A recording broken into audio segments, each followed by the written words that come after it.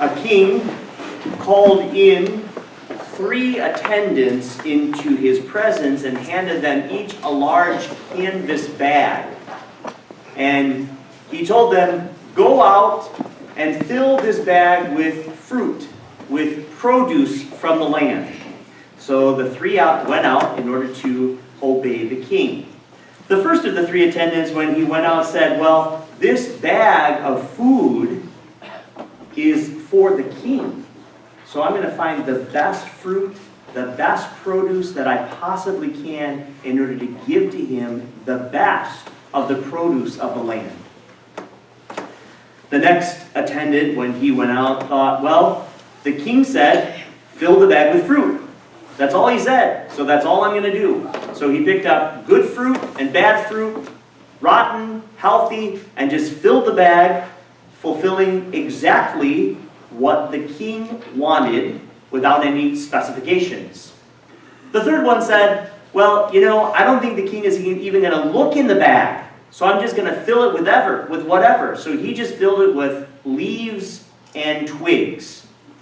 The 3 returned to the presence of the king, and the king said to them, "Now each of you will spend 3 months in solitary confinement, and you may take with you only what you have in the bag for your food."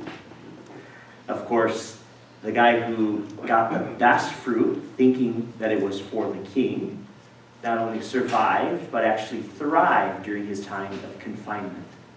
The man with the good and the rotten fruit at first was fine, but then with time he had to eat rotten fruit, and so he got sick and died. And the third man quickly withered because he had no food at all, only twigs and leaves in his confinement. This little story is intended to help us to examine how we relate to Jesus, the King of the universe, whose feast we celebrate today. It's not intended to show us how Jesus relates to us, but rather, how do we relate to Jesus? Are we like the first, second, or the third attendant? The first attendant, of course, wanted to give the very best to the king. And really, he's the example and model for all of us that we should give to God the best that we have in every moment. And we do that really by living for the glory of God, whatever we're doing. Whether we're washing dishes, taking care of kids, driving in the car, doing some menial task at work. If we do each of those things with love for the glory of God, then we give to God the very best we have. We give to Him honor from our minds, from our hearts, from our lips, from all of our actions each moment of the day. And of course, when we do that, the benefits return to us as God blesses us. This next man, he simply filled the bag with fruit. He was a legalist. He did only and exactly what the words prescribed. There was no love involved in what he did. What do I have to do according to the law? This is the person, for example, who comes to Mass, but only does it because it is the rule. It's the person who tries to be good only to avoid punishment or suffering. This is the person who is a legal observer in their relationship with God, but never arrives at the point where their relationship with God is based on love. I only obey what is the law, without entering into the reality of a union of friendship with God, who is the God of love, the lover of our souls, and the giver of life. And ultimately, if we live that way, our spiritual life will wither. You may be able to pretend, you may be able to maintain some level of spiritual health for a time, but ultimately, our spiritual lives will become sick, and our spiritual lives will die if we only follow the law without love. The next person, of course, is the person who the person who does only what he does in the barest minimum. What is the absolute least I can do and still call myself a Christian? I will not do anything above or beyond what is the least. What is the fastest way that I can get this done? The easiest path that I can take, in which if I do this, I'm sort of completing everything, but there's no reality or deeper level of meaning. It is the person who gets things done fast. They may come to Mass, but they leave early. They may say their prayers, but they say them quickly, without any attention, without any love. It is a person that only helps other people because they have to, because they're being watched. What's the least absolute minimum that I can do in the fastest way possible so that God does not inconvenience me in any way whatsoever? And these three types of people really do exist. They really do. So the question for us as we gather to celebrate the feast of Christ the King is, which are we? Are we just a legalist? Are we a minimalist? Or are we lovers? Do we really love God with every fiber of our being in order to give to Him the very best and therefore know the joy of His blessing?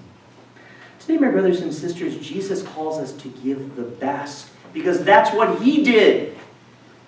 Today, the sacred scriptures is very interesting.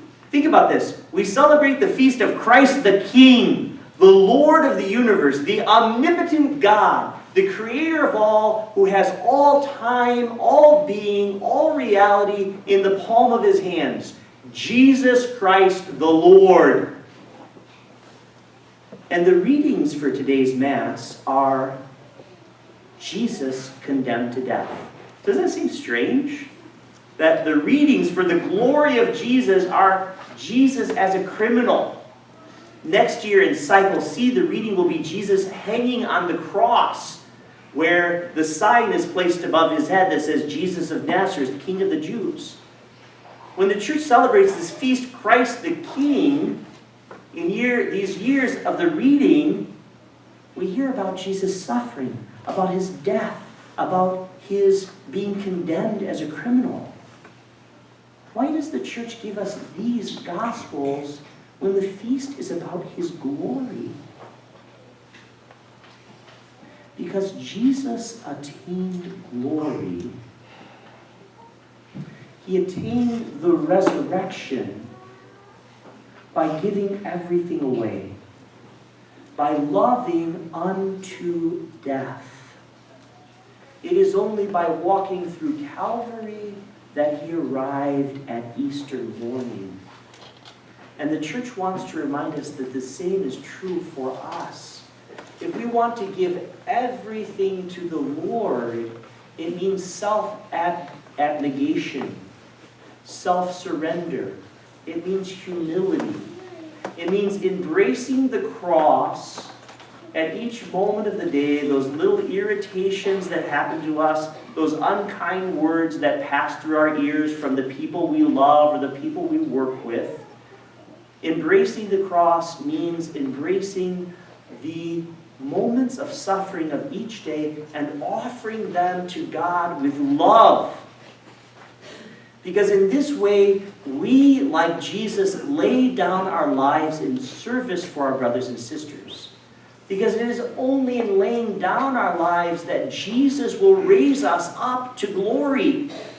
The feast of Jesus exalted as King is the fruit of Jesus' suffering and death on the cross. And the same is true for us.